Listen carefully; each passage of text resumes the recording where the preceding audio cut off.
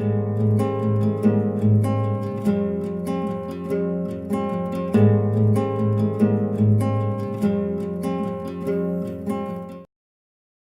everyone and welcome to ORF. Today I've got with myself Mr. Gary North, who has served as a general with the United States Air Force for 36 years. Yes. That's quite an achievement. And he's now with Lockheed Martin as vice president. Today, let's start with something that everyone's talking about these days. You know, there is a larger sense of engagement between India and the United States now, sure. Specifically in the defense sector. Right.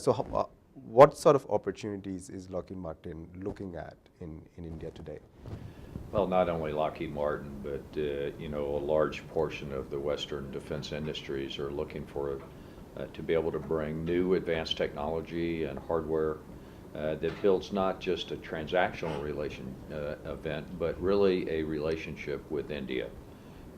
You know, the Indian Air Force, the Indian Navy and Army, and so our company, Lockheed Martin, who is the largest defense and security company in the world, is very engaged. We have been for quite some years with our C-130.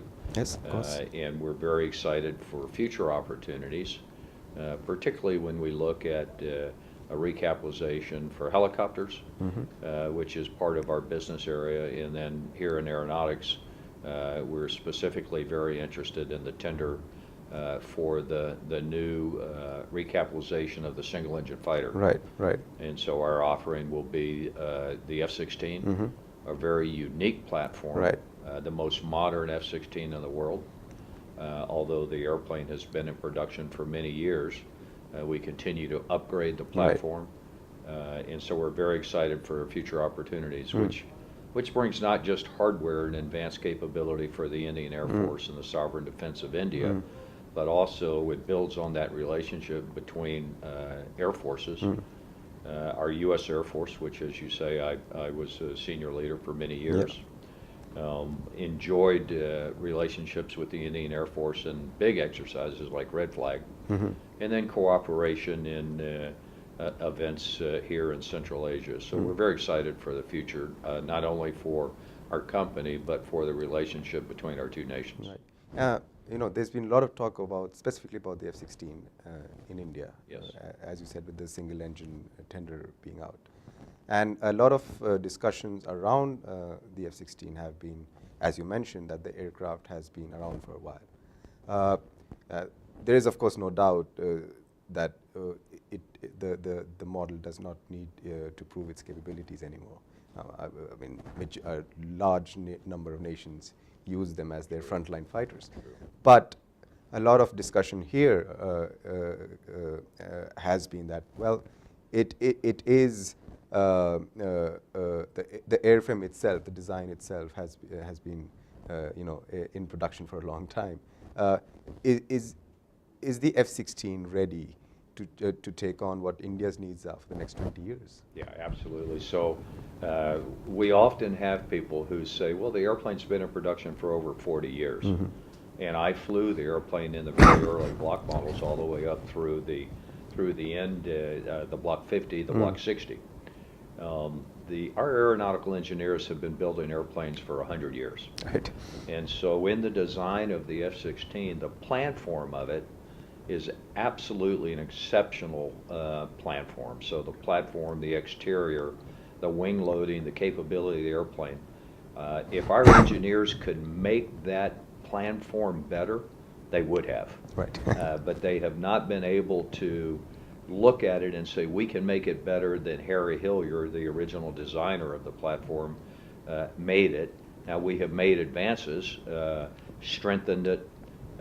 Initially it was a 6,000-hour airplane, then it went to 8,000 hours, and now we're prepared to, particularly with Block 70, the newest model out there, which will be our offering to India, it'll be a 12,000-hour airplane. What does that mean?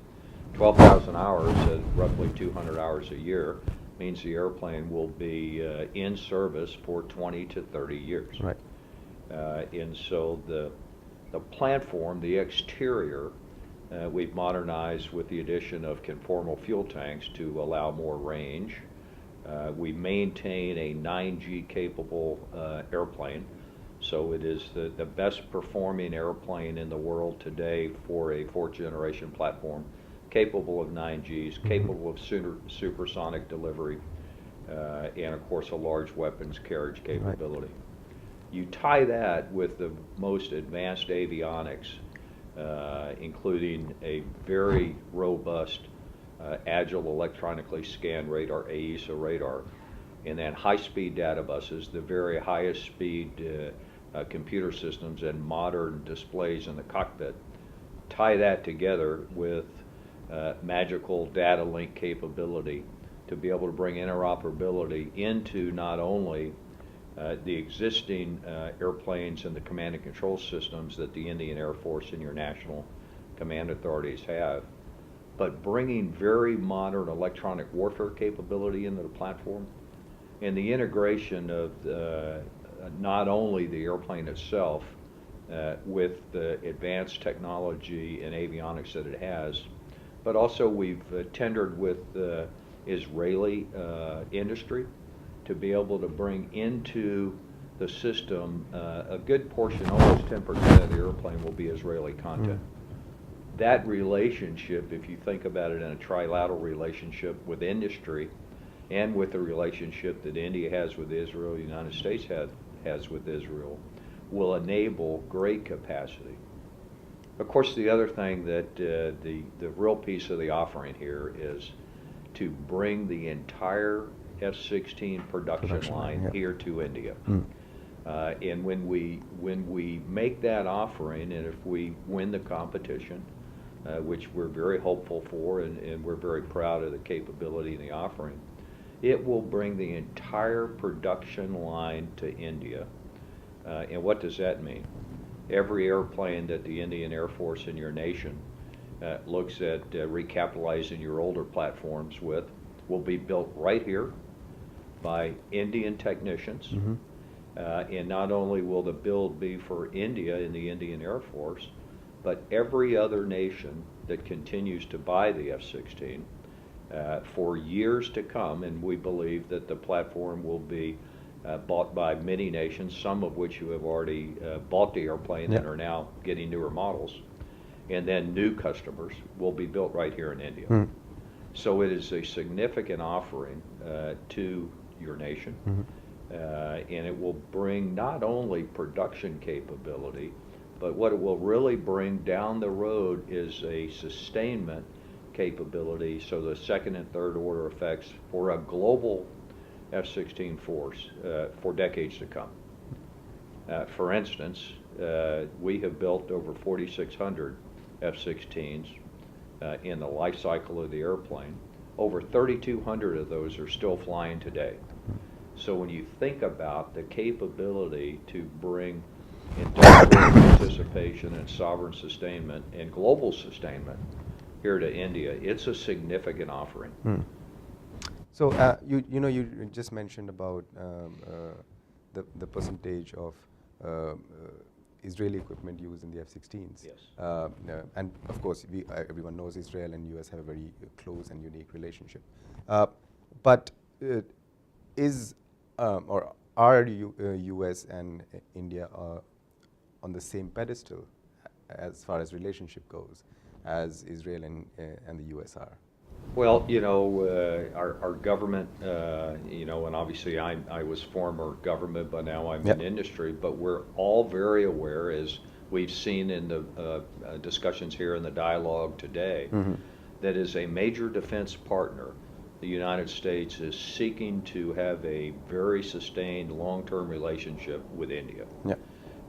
And that is significant in the relationship. That is strength through common understanding and a binding relationship between our two governments for the future. And that's critical for not only the sovereign defense of India, but the relationship and the cooperation. In some regards, there is a large ideal for interoperability among like-minded peoples and like-minded forces. The commonality of equipment is important. India has got strong relationships with many nations in Southeast and Central Asia. Many of those fly the F-16, so there will be great interoperability with those nations and great cooperation with the United States in many, many areas. So we're very excited about that opportunity. And as Prime Minister Modi, with his goal of Make in India, it brings a tremendous opportunity for not only Indian sovereign industry in industrial construction and recapitalization inside your nation, but India becomes a supplier to the world, which is part of the goal of India as a great power, is to bring that capability made in India to the world. So that's an exciting component of this business. So just picking up this word or term that you use, interoperability, it's something that Lockheed Martin has kept in mind with F-35 as well.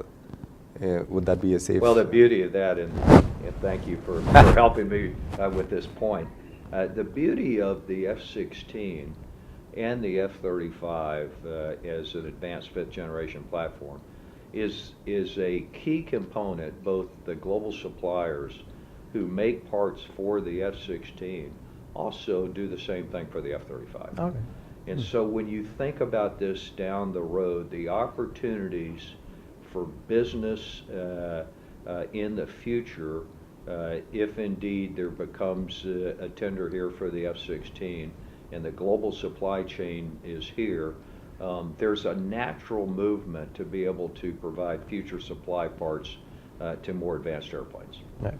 And then, of course, you know, our company builds both the F-16. We built the F-22. The F-22 is no longer in production. The F-16, of course, we have a long run ahead of us. And then the F-35 has got a tremendous run. So many of those nations that are currently flying the F-16 will move to the F-35 in the future, and a lot of friends, partners, and allies will be in these two platforms, both the most advanced fourth generation airplane in the world, the F-16, and then as well into the future for many nations into the F-35. Right. Mr. Nath, thank you so much for talking to ORF. Thank you so much. Greatly appreciate it. Thank you so much. You.